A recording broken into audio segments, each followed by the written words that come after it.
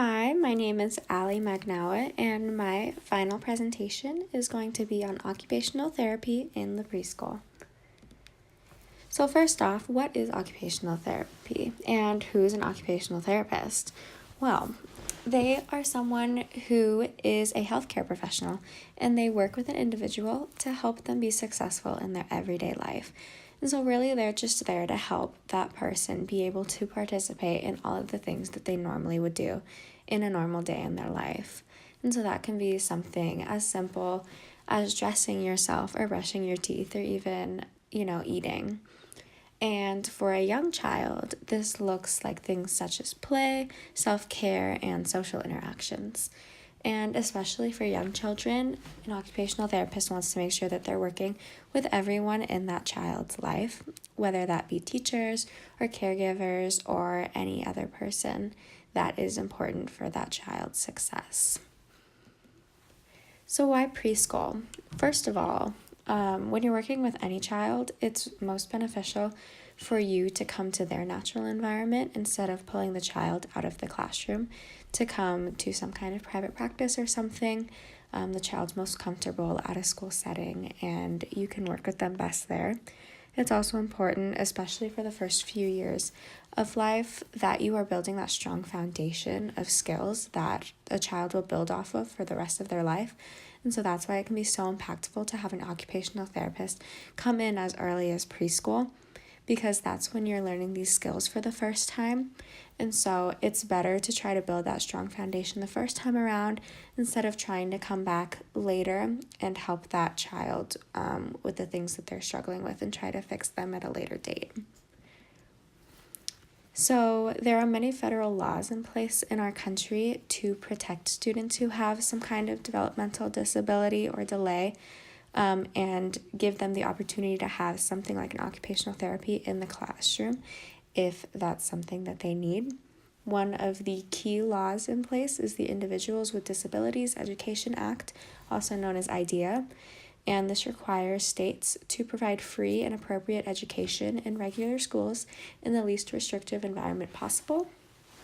And this law is really beneficial for not only students who have a disability, but also for those students who have a disability and may be part of a low SES family, who may not be able to otherwise afford this kind of support for that child.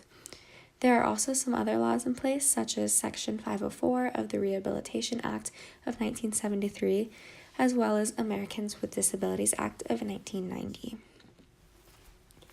So the session length and the frequency of how often the child is meeting with that occupational therapist can vary greatly. One of the studies that I took a look at had one individual 30-minute session and one group 30-minute session every week for one whole school year. And then another study I looked at had a multi-component intervention that lasted for 8 months.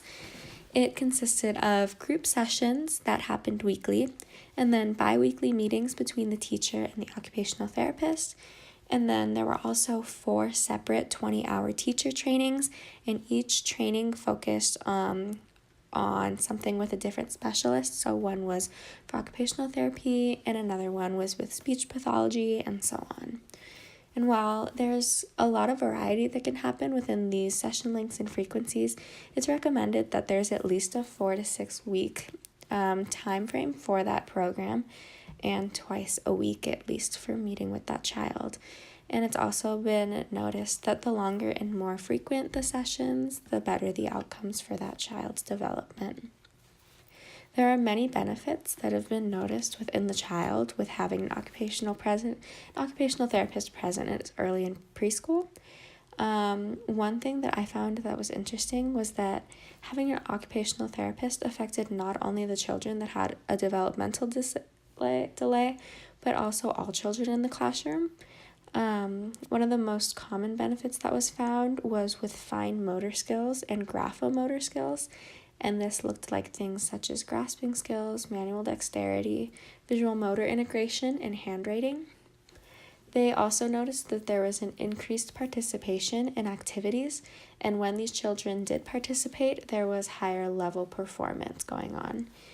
And while fine motor skills and graphomotor skills were the most common thing found, there were also an increased performance in things like socio-emotional skills, daily living skills, sensory processing, and playing with others.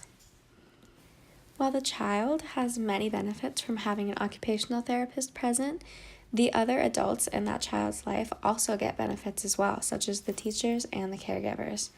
One thing that's really important is that all adults in that child's life have some form of active communication so that the child has a consistent environment and that there is consistent support for the development that that child needs. It's good for teachers and occupational therapists to work together within the classroom. And then it's also important that caregivers are in on the communication as well, because they see a different side of the child at home and they can also know what they need to look for that is already being reinforced within the classroom.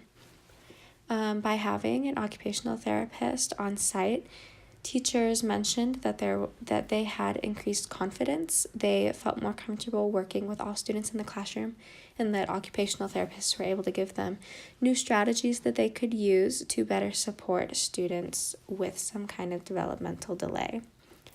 At home, parents mentioned that they noticed a stronger parent-child relationship, and they also noticed that children were applying things at home that they had learned in the classroom, which really just shows that children are learning those things and they're being able to already apply them in their own life, which is really the whole point of what an occupational therapist is trying to do. So just to summarize, an occupational therapist is a type of specialist that can come into the classroom, and it's the student's right to have this available to them if it's something that they need. And the presence of an occupational therapist in the classroom, especially in preschool, has notable benefits already for not only the child, but all other adults in their life as well. And here is my reference page. Thank you so much for listening.